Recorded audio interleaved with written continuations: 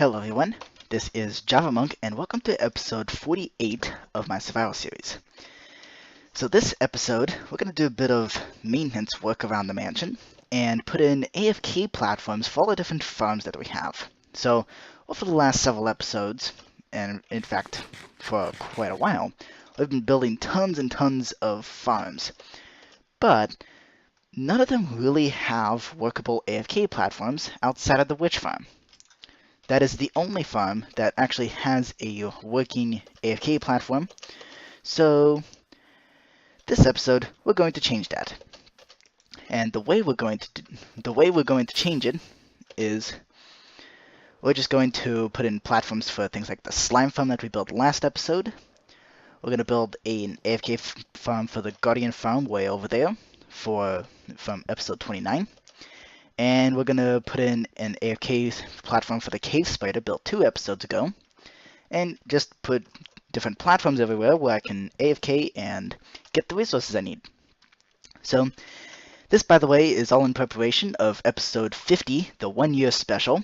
And since this is episode 48, that means the 1-year special is spring break.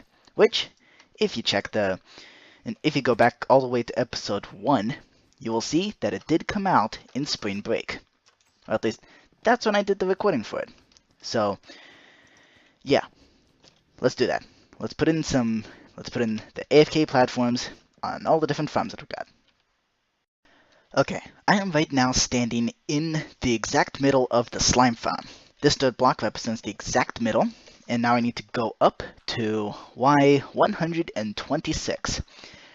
This makes for the ideal AFK platform without the slimes in the farm despawning.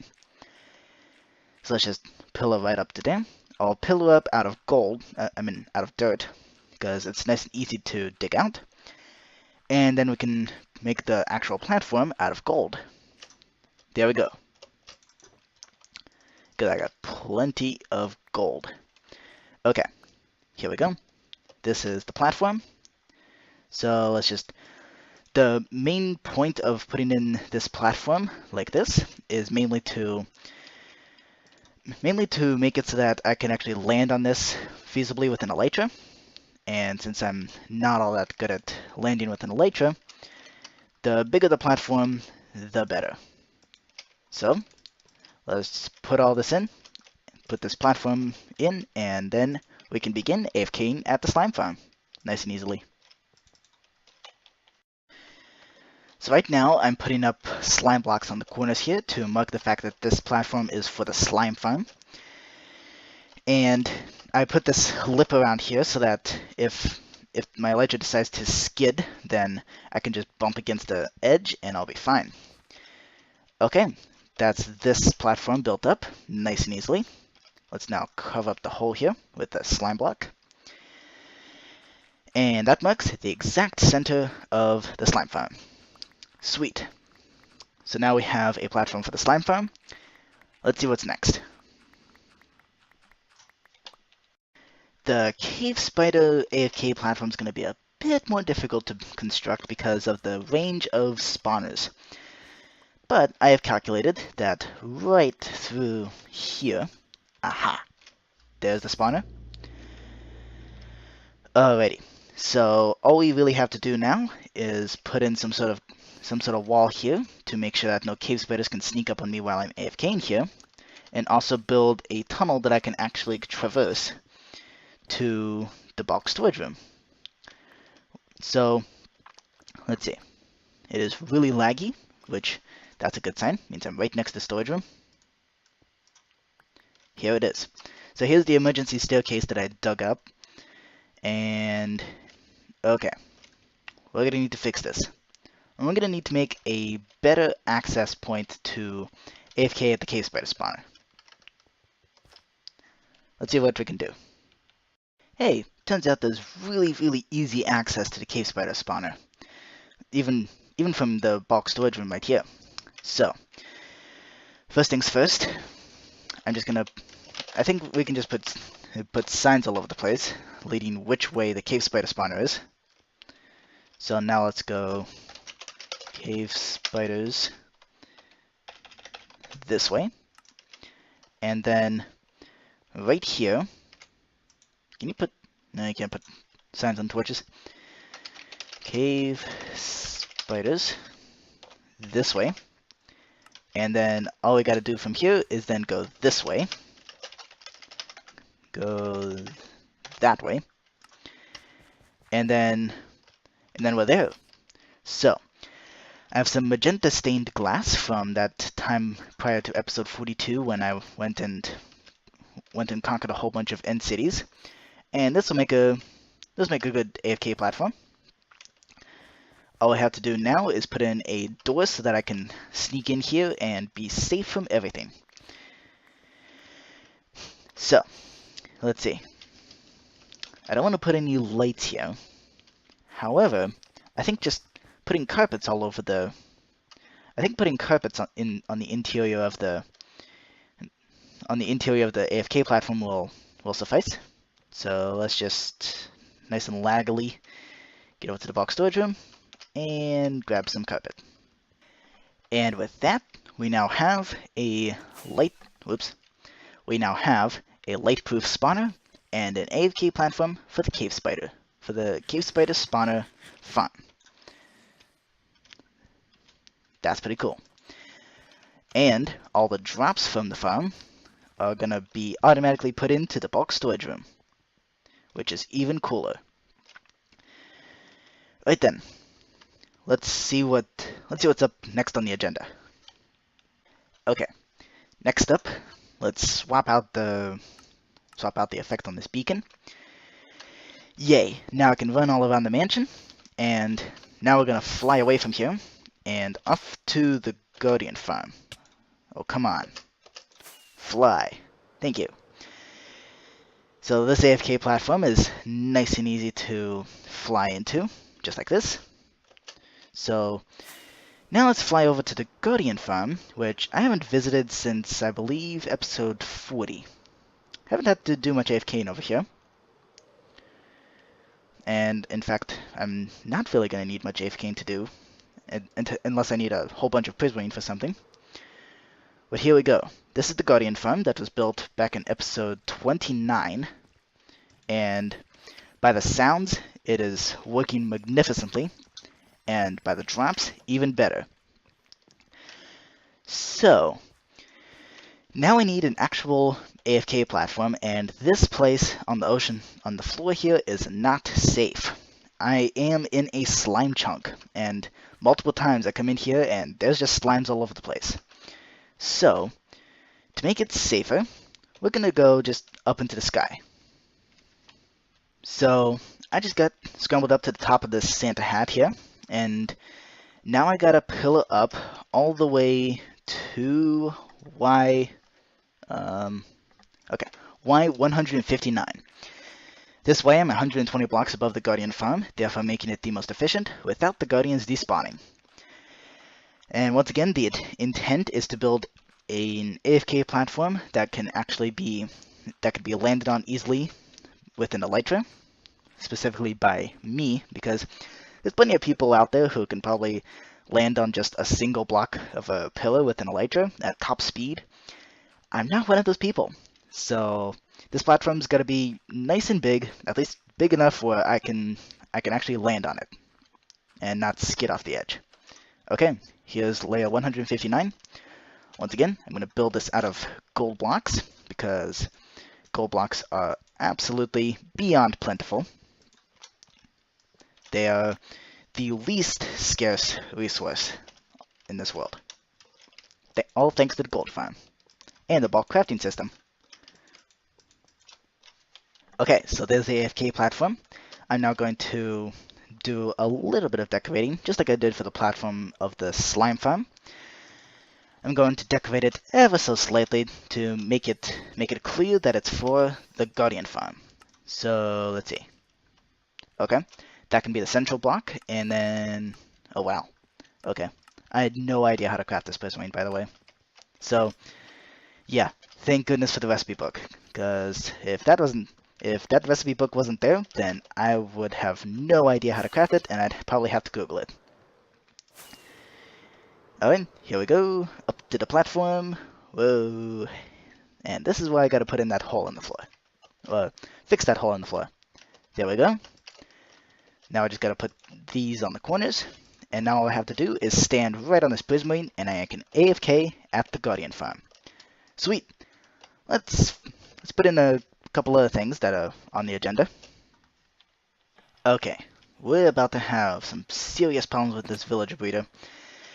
So I think that we can spend a couple minutes and put up a shut-off switch for this breeder, because believe it or not, it is too powerful.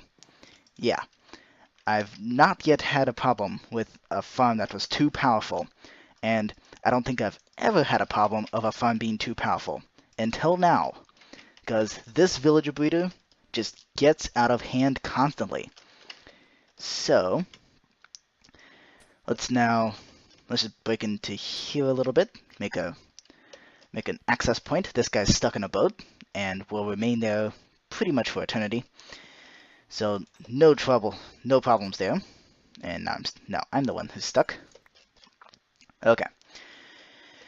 So how am I gonna do this? I'm thinking we should start by breaking up some of these doors here so that I can actually maneuver. There we go. Now let's just dig out a block here and put in a piston. If I can actually put one in. Can I? Are you serious? Why can't I put a piston there?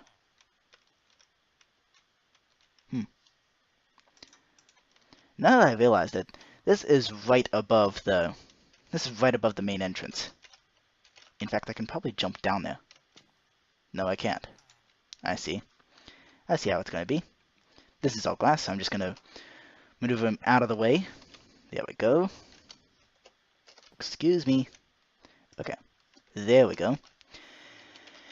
Now, this place is completely spawn-proof, so nothing can jump down and eat that villager, which is good. Okay, let's real quick put in a lever here, because it's pretty much impossible to make boats go up.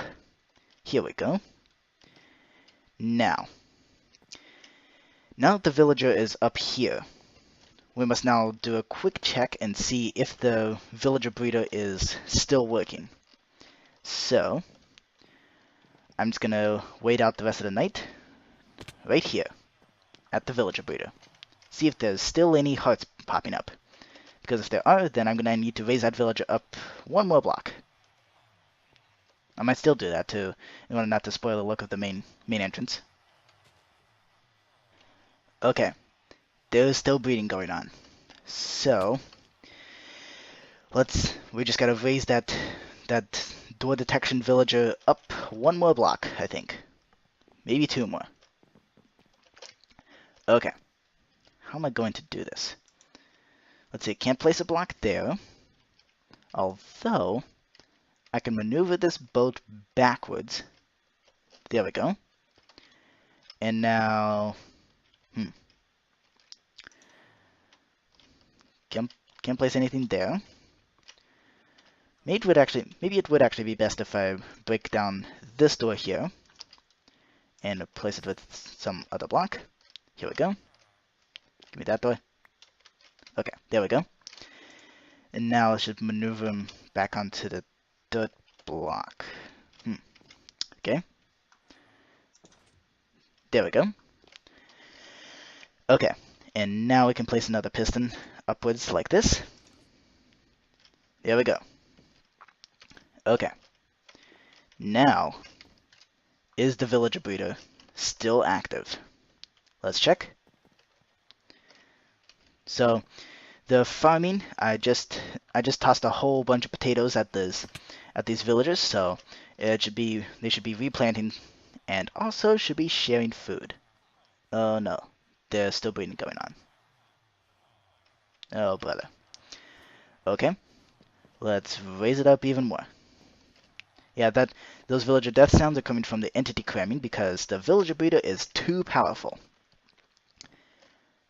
Maybe I should actually look into some do some research to see just how high I need to raise this villager.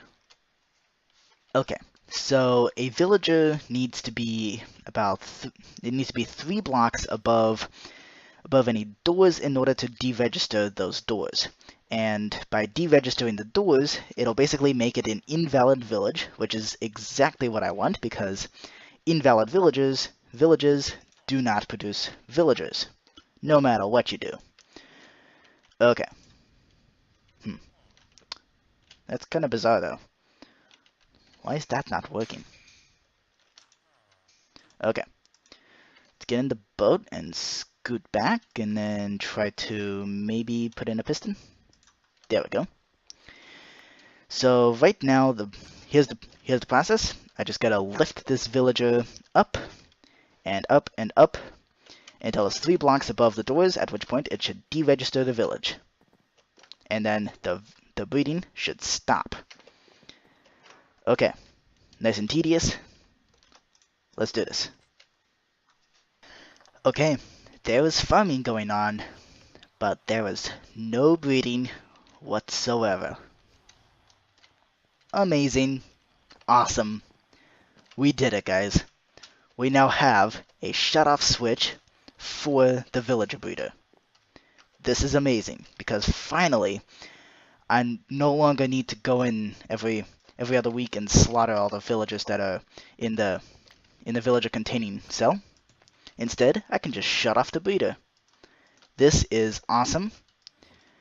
I can now finally end my reign of ultimate cruelty, and finally, this place will be less laggy than it would be otherwise. Because even with the entity cramming game rule on, there's still lots and lots of villagers here. And they're mostly contained in this cell here, and... Wait, what? I spoke too soon. But... Time to raise up that villager again. I've been staring at this for the last maybe 5 minutes, and no action has been going on whatsoever. So now, here is the true test. My initial thought was that maybe they just ran out of food. So I'm now going to toss down a whole bunch of food, and let's see if they breed at all. Didn't have to wait long either. Okay, so now let's turn the breeder off, and I'll check the timing on this episode, see if we can squeeze in another project. This is a very good sign. No, food is being passed around like crazy, food is being planted like crazy, potatoes are just flying over the place, but there is no breeding whatsoever. So as soon as these baby villagers grow up, no more will enter that cell, which is amazing, because that means that this villager breeder shutoff switch actually works. So this thing basically just works by having a villager up in the sky like this. In fact, let me just use the old door trick to get out of this place. Here we go. Okay, so yeah, that's the shutoff switch right there. As soon as if I lower that piston right now, the villager breeder will kick back into action, but I'm not gonna do that. Okay, so now I'm just gonna put in some more glass to enclose this area a little bit better without using so much glass. Here we go. Okay, and all the corners are protected, which is good. I learned that the hard way, that doors need to be protected to the corners too. Okay, thankfully it didn't touch any. Thankfully that learning the hard way didn't come from the villager breeder, it instead came in from the elevator. Maybe I learned it there rather than the villagers. Rather than with villagers. Okay, so now we have the detection villager up in the sky. There's currently no villagers here, so these villagers down here are completely oblivious to the existence of a village. However, once I lower this thing, lower that top villager down, which I can do once I climb up these rails. Here we go. So once I jump up here and turn the breeder on, now these villagers can start breeding. Would you look at that? Almost exactly 20 minutes of an episode. So, I'm just going to end it right here. I did all the projects that I'd like to do this episode. Next episode, we're going to do the final preparations for episode 50, the 1-year special. And then in 2 weeks, there's going to be the 1-year special, episode 50. I hope you enjoyed this episode. Please let me know if you did. And I will see you next Saturday. Bye!